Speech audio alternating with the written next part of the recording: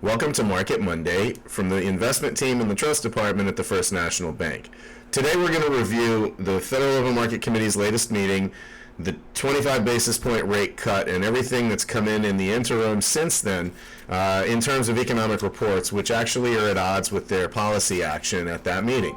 Going into it right away, obviously their expectation was for a 25 basis point cut. We got it. The dot plot came out, and this was a little bit interesting. I'll go over this in a graphical form that's easier to understand. These forecasts in Bloomberg are for the median rate, but we're less concerned with that. If you look, this gray line here shows the average projections for the meeting before, in June, the last time they give a dot plot. They don't give a dot plot or their forecasted expectations over several time frames in every meeting of the FOMC. It's only in certain ones out of the year.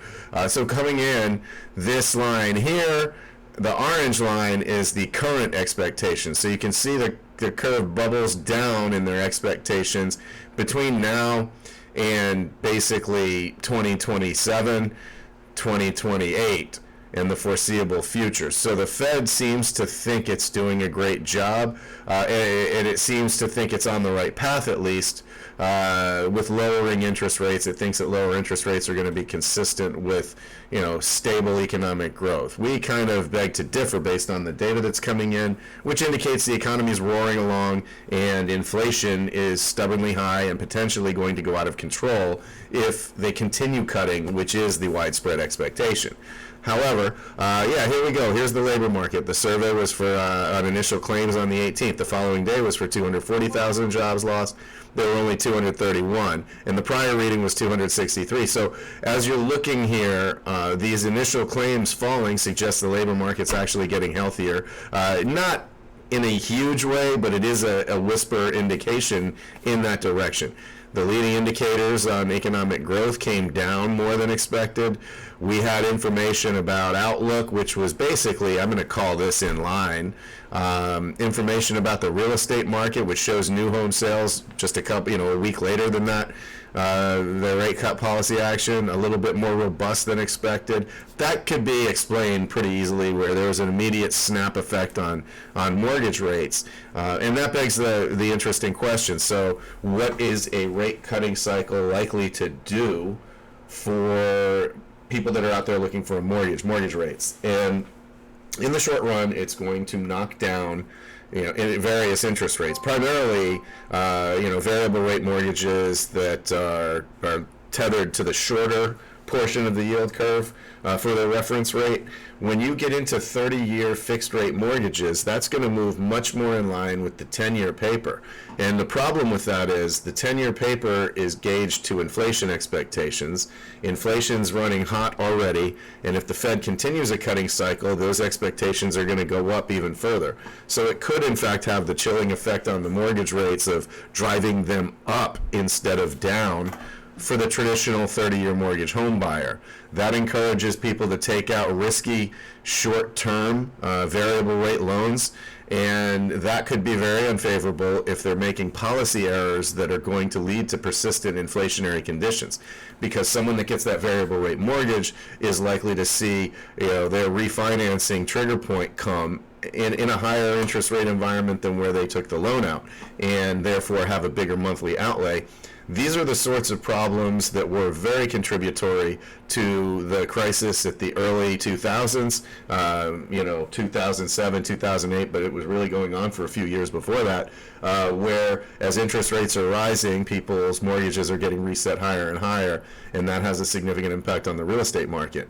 Are we in a position of weakness like that now? Really, no, because we don't have that thing called liar loans where people could just put whatever income they wanted on an application. We don't have, other things of that nature that are allowing it, and we don't allow, most conventional loans are going to require the full 20% down. The ones that don't are likely to be guaranteed by some government agencies. So with that said, risk to the real estate market's a lot smaller, but the risk to the consumer who drives GDP growth is relatively large. So we're watching that like a hawk. GDP came out, and wow, this number was a big firework. 3.8% was the revision of second quarter economic growth. They were expecting 3.3, which was in line with the last, release on this. Now, in the developed world, in our economics classes, we're taught that 2% is really sustainable growth for, over the long term for a developed world economy. This is almost double that. So that actually suggests our economy is running very hot, which is inflationary at this point, unless, if productivity is very, very high, we can continue to run at this pace without generating tremendous inflation, potentially. That all depends on how much money gets printed or monetary policy is eased. But productivity would be a buffer on this. This is too hot for them to have been cutting rates. We have the GDP price index that came in a little bit hotter. We have inventories, which were retail inventories were expected to grow by 0.2%. They were flat. Wholesale inventories actually declined by 0.2%. And that suggests that retailers are seeing robust demand from consumers and are ordering more things from the wholesalers when you see the wholesalers drawing down their inventories. Durable goods orders were far stronger than expected, indicating that consumers are relatively robust in their outlook, much more so than was suspected. Initial claims fell even further. We had the PCE index, the core PCE, which the Federal Reserve looks at to dictate the policy rate, showing a 2.9% rate of inflation on the year-over-year basis and a 0.2% on the month-over-month. The month-over-month was expected, the year-over-year was expected, but it's still stubbornly high. They have traditionally, when I said the Fed, have typically tried to equilibrate inflation with GDP growth, and they want both of those at 2%. Now we have GDP growing by a lot more, and we have this core PCE index, that's personal consumption expenditure, what that stands for, coming in at almost 3%. These are conditions that are pretty inflationary, and they're content to let them run for a while. They have come out publicly and said at the Fed, we're okay with this. We expect, I believe at the press conference he said, we expect to have inflation back down to 2% within 2 years. Take it with a grain of salt. We're looking at other things, now as we come into the end of the month, and we're going to get a lot more data. We're going to get the Purchasing Managers Index. We're going to get consumer confidence, which is huge, expected to show a modest decline. We're going to get over the next couple of weeks, more sentiment indices over here, and more information about the jobless claims, more information about factories and durable goods. And here's the big one. On Friday, non-farm payrolls, which is expected to show only 50,000 jobs created in the non-farm sector, for the prior period. So this is really not great. This 22,000 that was noted for the prior period is horrible, but these still are growth. They're not negative. When these start showing up negative, that means that layoffs and other, job cuts are starting to impact the economy more so than any creation of jobs, and we're actually experiencing a shrinking in the labor market. We'll get that information on Friday. Non-Farm Friday, expect fireworks if there's a surprise here. On the one hand, if it comes in a very large positive surprise, you could see a rally in equities. It would suggest a stronger consumer, which suggests, eventually filtering into higher earnings. You might not see it right away, but it would be a catalyst for a bullish outlook on stocks. Maybe the labor market isn't going to contract. Maybe they hit their policy rate correctly. Any number of hypotheses can be made, but most of which are positive if that jobs number comes in good. The only problem there is, yes, that could also be, an inflationary input as well. And, it's a complicated system, so we don't know for sure how things are going to play out. We just kind of forecast what are the likely odds. And again, here's the dot plot showing that, if their expectations over the shorter term have shifted, but over the longer term, they've actually shifted up a bit. So, when we look at this, the futures are pointing up.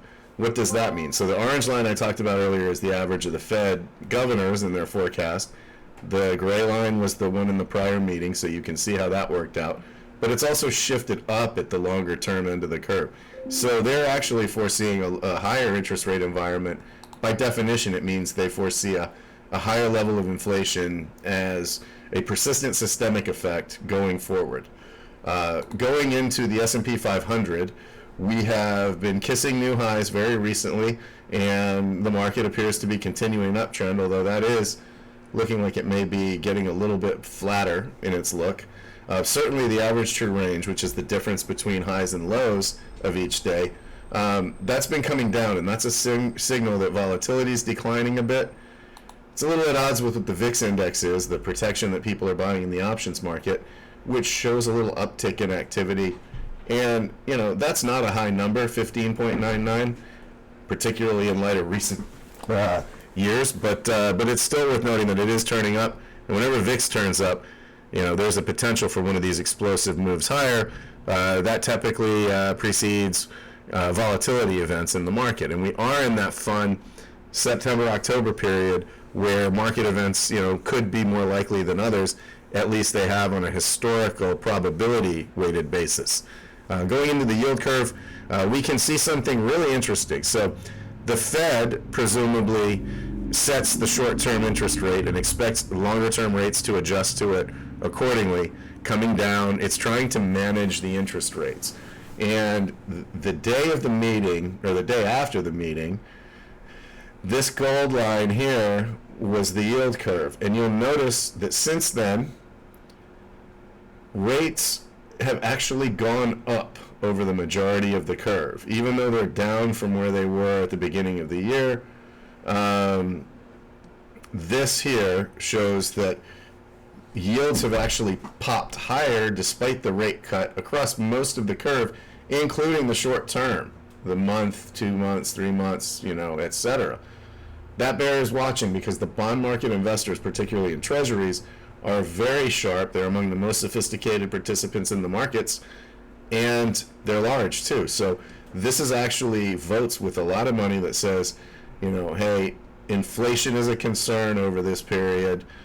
You know, it doesn't really get even until somewhere out between 15 and 20 years. So they think that inflationary conditions are potentially here to stay, and the extent of which is going to be dependent on what the Fed does. So finally, we'll close with corporate interest rates. Yeah, those have kind of uniformly come down, and, you know, that's since, you know, the beginning of the year. But this effect, this shape of a curve, is similar to the shape of the yield curve for treasuries, but it does include default risk premium, which adds this element of curvature to it. As there's an increased risk of default, that's going to shift the curve, or the price demanded to loan that company money, up. And so the collective yield curve across A-rated corporate paper, which is large, well, you know, highly creditable companies, has gone up. And that suggests two things. It suggests, number one, the inflationary condition, and it suggests, two, you know, more challenging interest rate environments are going to lead to potentially more challenging market conditions, and companies might be more likely to see defaults. Notably, at the short end of the corporate curve, yields came down right in line.